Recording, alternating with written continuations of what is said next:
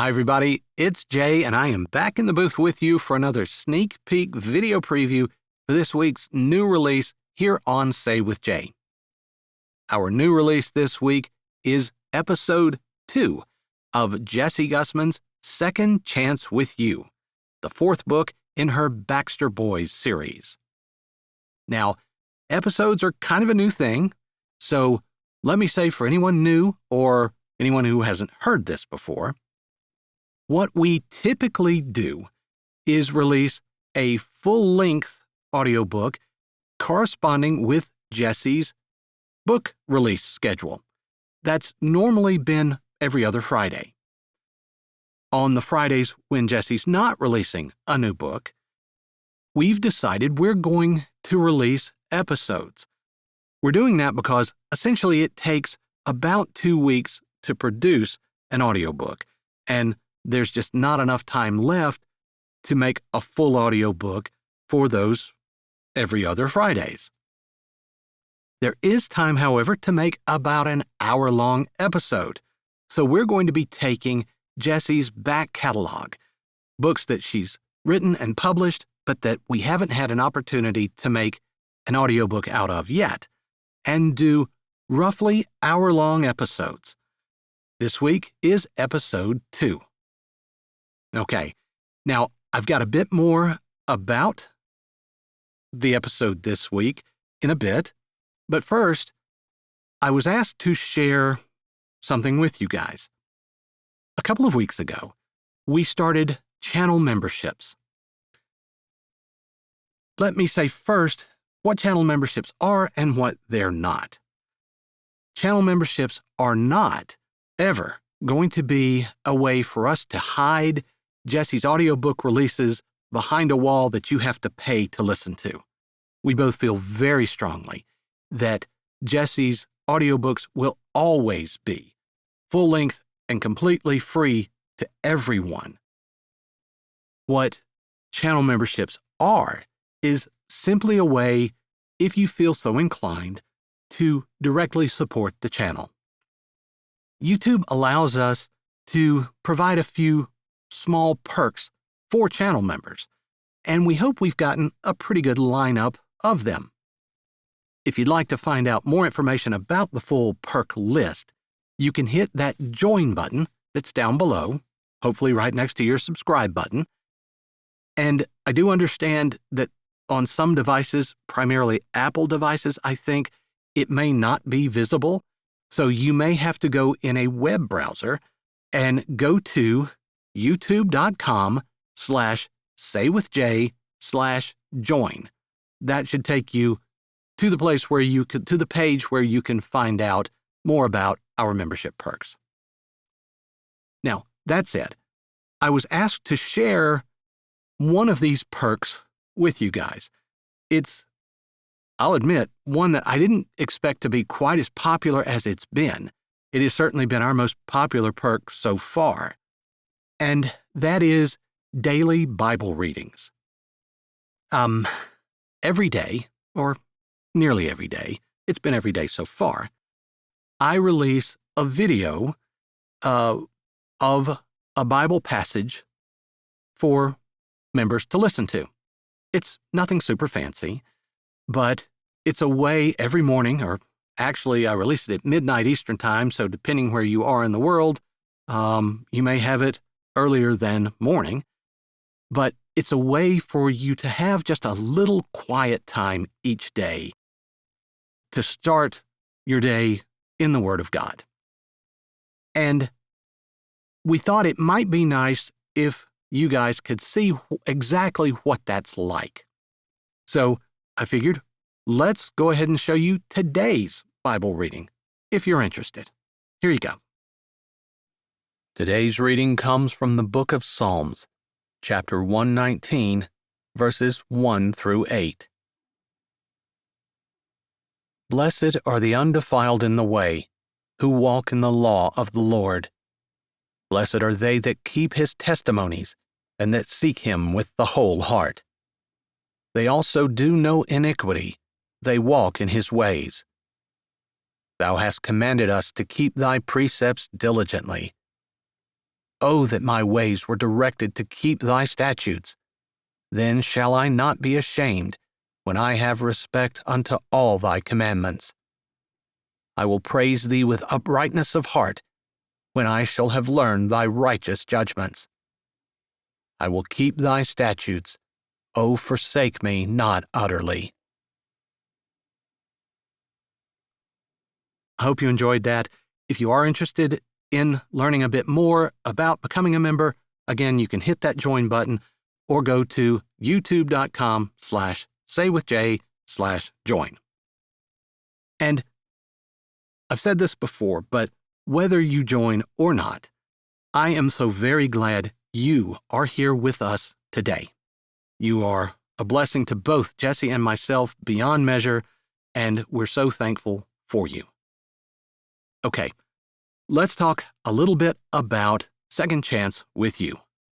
Now, one quick note, as we go through these episodes, as we get farther into the book, these previews may become a little naturally more spoilery, I guess you could say.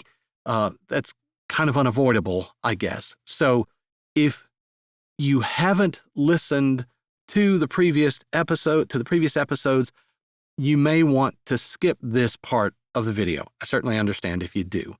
We'll try to keep spoilers to a minimum where we can, but as I said, it's just kind of natural as you progress through that there might be a scene that has some background going on that you haven't read about or listened to yet.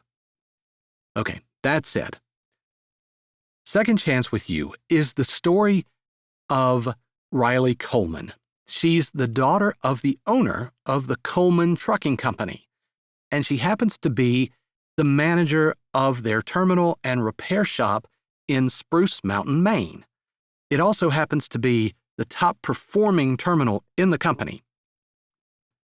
She is tasked by her father, ordered really, to move to their main office and largest terminal in Brickley Springs, Pennsylvania, because while it's their largest and their home office, it's also the worst performing terminal in the company. And Riley is ordered to change that in very short order. Riley realizes pretty quickly that she can't be successful unless she can convince her repair shop manager and chief mechanic to come with her to Brickley Springs. That man is Ben Baxter. Ben is the oldest of the Baxter Boys, and he is in Spruce Mountain, Maine, because as a young teenager, growing up in Brickley Springs, Pennsylvania, he learned that his now deceased father, but then he learned that his father, who, to be kind, was not a good man at all, had an entirely separate family living in Spruce Mountain, Maine. And, what's more, that woman was actually Ben's biological mother. So Ben, at a young age, runs away from home and finds his way to Spruce Mountain, Maine. And when he's there, he learns that his mother has a chronic illness. And when he is still very young, after a few years, she passes away.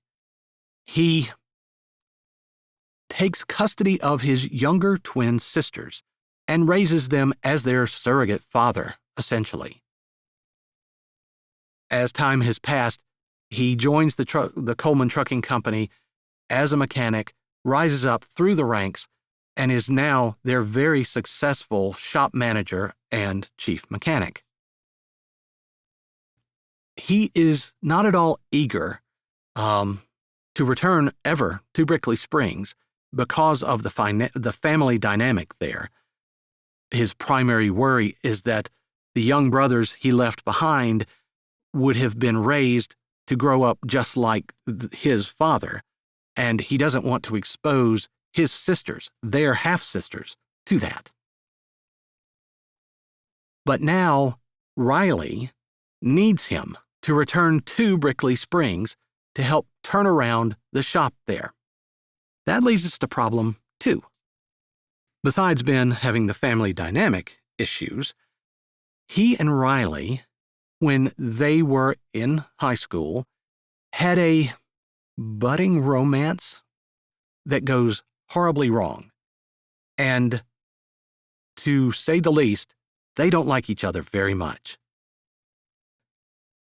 When a family crisis back in Pennsylvania forces Ben's hand and really gives him no choice but to return, he realizes that he actually needs Riley to return home. So he's now considering her offer, but with a few very unique conditions. This week's preview is a scene between him explaining those conditions to her. Again, I hope that was not too spoilery, but again, this scene may be a little bit spoilerific, so if you haven't listened to episode 1, you may want to fast forward through this part. But for those of you who have, or who are interested regardless, here is a scene from Second Chance with You. I hope you enjoy it and then come back for the full release of episode 2 this Friday here on Say with Jay. "Come in," she called. Her heart jumped into her throat when Ben walked in the door, his ball cap in his hand. He'd never come to her office without being summoned. Ever. She tamped down a rise of excitement. Maybe he'd decided to take her offer. It had to be the money. Triple his current salary was a lot of money to a man like Ben. It hadn't been very often that she'd seen him without his hat on in the past few years. Some guys' hats hid a bald head. Ben's hair was full and just long enough to show a tendency to wave. His features were dark, those brown eyes unreadable.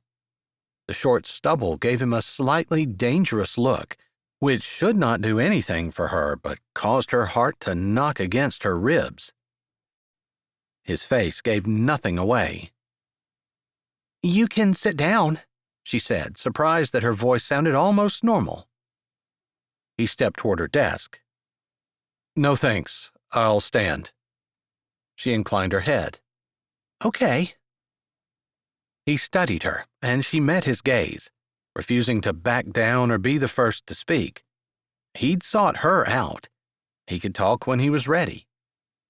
Maybe he was worried about her replacement, that they wouldn't give him the freedom that he'd had under her. Whatever, she wasn't going to make small talk just to put him at ease. The seconds ticked by, and the underlying current she always felt when Ben was anywhere near her intensified. She struggled not to squirm in her chair. "I'll go to Pennsylvania." Her eyes widened. She stood, her hands on her desk, leaning forward. "Really?" she squeaked. She had been expecting it, but it still shocked her somehow. He didn't look like a man who was giving in. "Yeah, it shouldn't take more than 6 months to get that shop headed in the right direction." He jerked his head slightly, and for the first time, she noticed his knuckles were white as he gripped his hat. "But I have one condition." "What's that?" she asked. He could tell her he wanted her to pack 6 moose and a rhinoceros and take them down with her, and she'd do it. "While I'm there, you'll be my wife." Riley blinked. Her body stiffened like a hunk of meat in the freezer. Ben looked completely serious. He wasn't smiling, and there didn't seem to be a punchline. She dated. Not a ton, since her heart and life were her work, and she hadn't found a man who convinced her there was anything better. Except Ben. When they'd been together, she'd felt like she would have given up everything to be with him. But in the end, she'd given him up instead. But married? She narrowed her eyes and tilted her head, picking up her pencil so her fingers had something to do. He seemed actually quite serious. "You want to marry me?" "Not really," he said casually, and it felt like an insult. "But my Gram is in the hospital, and my family thinks I'm married. The Coleman shop in Pennsylvania is right outside the town my family lives in. I'm not showing up down there without a wife." So many questions bubbled around in her head. Why did his family think he was married? Why not tell them that he wasn't? Was he actually married? That one seemed important to her befuddled brain. "You're not married to anyone else?" His jaw muscles clenched, and a vein bulged in his neck. "Even an idiot like myself knows that's illegal." She hadn't meant to insult him. Obviously, he was sensitive about it, and she couldn't blame him. Not with their history. "I didn't mean it like that. I just don't understand why your family thinks you're married." He shrugged it off. "It doesn't matter." "You want to get married for real?" "I'm not going to tell them you're my wife when you really aren't." His jaw set in a stubborn line, like he expected her to challenge him. Silence descended. She took a breath. "We could pretend." His eyes settled on her once again. "Married for real. That's my offer. Take it or leave it." There was a beat of silence, but before she could say anything, he added, "If you leave it, that's fine. Consider this my 2-week notice." The pencil point snapped. She pried her fingers off and set the pencil down deliberately.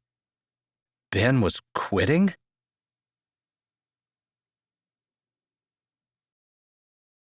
Hi, this is Jay, and thanks for listening. If you're ready for another great audiobook, here's one we think you might like. Or check out the playlist with all our latest releases. Don't forget to subscribe to Say with Jay, give this video a thumbs up, and tell us what you liked in the comments.